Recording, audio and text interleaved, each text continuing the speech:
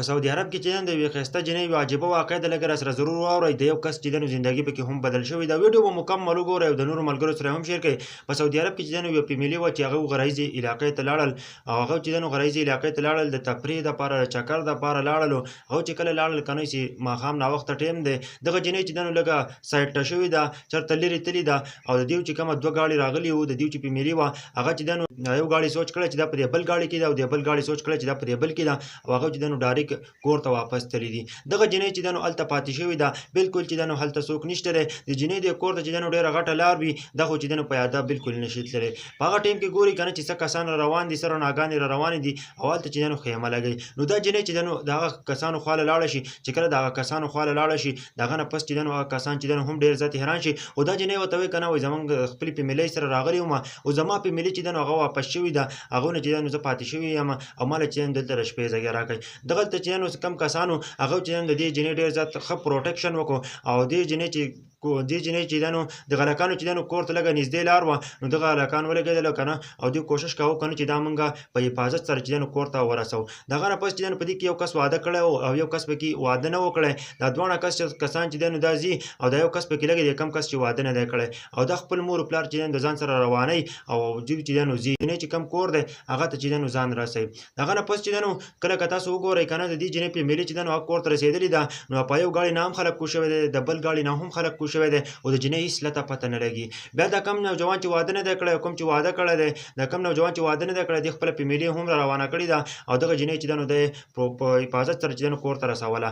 ځکه که نه چې دې دپاره چې دی د جینۍ خپله فیملي راوستله، چې د کور خلک یې چېرته چې دی دا خبره ونه کړي چې چېرته چې دی د دې جینۍ سره زیاتی شوی دی، یا د دې جینۍ سره چې دی غلط کار کړی دی، په حفاظت سره چې دی دا کور ته رسولي ده. چې کله دی کور ته رسولي دي، نو هلته چې دی خلک ډېر زیات حیران شوی دی. هلته یو ماتم جوړ شوی و، ځکه چې جینۍ نه وه، جینۍ چې دی غایبه شوې ده. هلته چې دی یو ماتم جوړ و، هغه ماتم چې دی په خوشحالو باندې چې دی بېرته تبدیل شو، هغه هلته چې دی بیا خوشحالۍ جوړې شولې. د هغه نه پس چې دی د جینۍ چې کوم پلار دی، هغه چې د دې هلک ډېره زیاته شکریه ادا کړي. چې کله شکریه وله ادا کړي، نو دوی چې دی واپس راشي، واپس کله کور ته راشي، په سبا له بیا د جینۍ پلار چې دی د هلک ترین کوي چې کوم کس چې دی واده نه و کړی، او د خپل فیملۍ سره چې دی دا جینۍ بولي وه، نو هغه ته بیا رینګ کوي که نه، وایي زه ستا ډېره زیاته شکریه ادا کوم، ما بېګا هم ستا شکریه ادا کړله، نن هم ستا شکریه ادا کوم، ځکه چې دا کوم هلک چې دی نو د میډل فیملۍ سره تعلق ساتي. او د جینۍ دا پلار چې دی ډېر زیات مالداره دی. دغه د جینۍ دا پلار ورته وایي که نه، وایي زه تا ته یو ریکویسټ کوم، وایي ته داسې چل وکړه که نه چې زما د دې لور سره نکاح وکړه،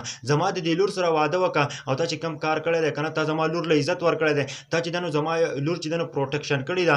ځکه که نه چې نن سبا وخت کې خو داسې قصه نه کېږي، نو هغه چې تا زما لور له عزت ورکړی دی، او تا زما د لور خیال ساتلی دی، زه غواړم چې زما د دې لور نکاح چې دی ستا سره وشي. هغه نوجوان چې دی هم ډېر زیات حیران شي، میډل فیملۍ وي، د هغه نه پس چې دی د هغه جینۍ سره واده وکړي، او د جینۍ دا پلار چې دی ډېر زیات مالداره وي، نو دې هلک سره چې دی هم چې دی هیلپ وکړي، او دا چې دی یو مالداره کس دی جوړ کړي. ملګرو تاسو وګورئ د دې کس پکې دی زندګي ډېره زیاته بدل شوې ده.